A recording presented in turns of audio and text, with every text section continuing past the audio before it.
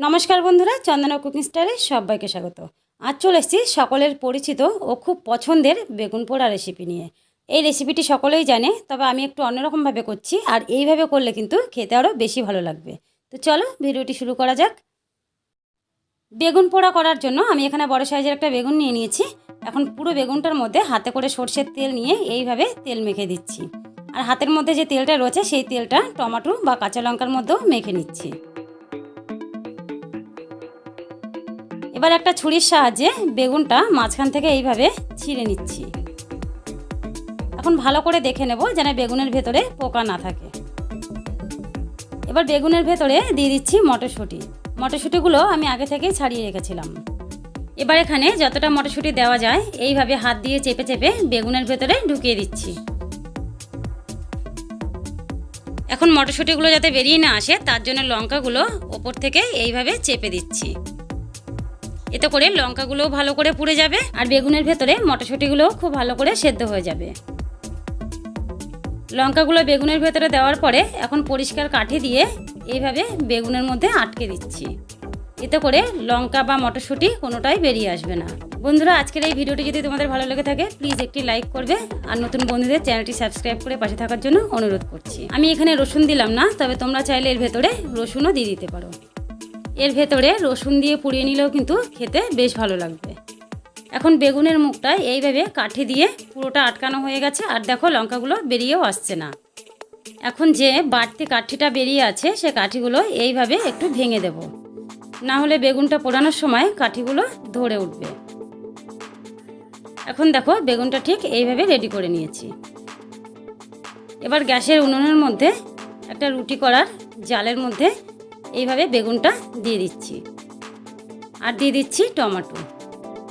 এখন গ্যাসের আঁচটা মিডিয়ামে রেখে বেগুন আর টমেটোটা ভালো করে পুড়িয়ে নেব। এখন বেগুনের এক পিঠ এইভাবে পুড়ে গেলে উল্টে দিয়ে আবার অপর পিঠও এইভাবে পুড়িয়ে নেব। একইভাবে টমেটোটাও উল্টে দিচ্ছি। এইভাবে বেগুন ও টমেটো দুটোই উল্টে পাল্টে ভালো করে পুড়িয়ে নিতে হবে, যাতে বেগুন বা টমেটো কোনোটাই কাঁচা না থাকে। আর গ্যাসের আঁচটা মিডিয়ামে রেখেই এগুলো একটু সময় নিয়ে ভালো করে পুড়িয়ে নিতে হবে। এইভাবে উল্টে পাল্টে বেগুনটা পোড়ানোর সময় লঙ্কাগুলো বেশ ভালো করে পুড়ে যাবে। এখন দেখো বেগুন, টমেটো, লঙ্কা সব কিছুই খুব ভালো করে পুড়ে গেছে। এবার নামিয়ে নেব। এখন একটা প্লেটের মধ্যে নামিয়ে নিচ্ছি। এখন বেগুন ও টমেটোর পোড়া খোসাগুলো ছাড়িয়ে নিচ্ছি। আর ছাড়ানোর সময় পাশে বাটিতে একটু জল নিয়ে নিয়েছি। এইভাবে খোসাগুলো একটু ছাড়িয়ে হাতটা বা জলের মধ্যে চুবিয়ে তারপরে আবার ছাড়িয়ে নিতে সুবিধা হয়। এখন বেগুনের থেকে কাঠিগুলো বের করে নিচ্ছি। আর দেখো লঙ্কাটাও বেশ পুড়ে গেছে আর মটরশুঁটিগুলোও কিন্তু ভালো করে সেদ্ধ হয়ে গেছে। এবার মটরশুঁটি আর লঙ্কাগুলো বের করে নিচ্ছি। এখন পুরো বেগুনের খোসাটা খুব ভালো করে এইভাবে ছাড়িয়ে নিচ্ছি। বন্ধুরা, বেগুন পোড়ার মধ্যে এইভাবে কিছু মটরশুঁটি দিয়ে তারপরে ভালো করে পুড়িয়ে নিলে মটরশুঁটিটা যখন মুখের মধ্যে পড়ে তখন কিন্তু খেতে বেশ ভালো লাগে। একইভাবে টমেটোর খোসাটাও ছাড়িয়ে নিচ্ছি। এখন অন্য আর একটা পাত্রে তুলে নিয়েছি আর ছুরির সাহায্যে এইভাবে বেগুনের বোটাটা কেটে বাদ দিয়ে দিয়েছি। এখন বেগুন, টমেটো, মটরশুঁটি ও লঙ্কা সব কিছু একসঙ্গে করে নিচ্ছি আর দিয়ে দিচ্ছি পরিমাণ মতো লবণ। এখন লঙ্কাগুলোকে লবণের মধ্যে এইভাবে ভালো করে মেখে নিচ্ছি। তারপরে টমেটো ও মটরশুঁটি সব কিছু একসঙ্গে মেখে নিচ্ছি। হাত দিয়ে সব কিছু এইভাবে খুব ভালো করে মেখে নিতে হবে। এখন দিয়ে দিচ্ছি কুচি করে রাখা পেঁয়াজ। আমি এখানে একটা বড় সাইজের পেঁয়াজকে কুচি করে নিয়েছি। এখন পেঁয়াজ, বেগুন সমস্ত কিছু একসঙ্গে হাতে করে মেখে নিচ্ছি।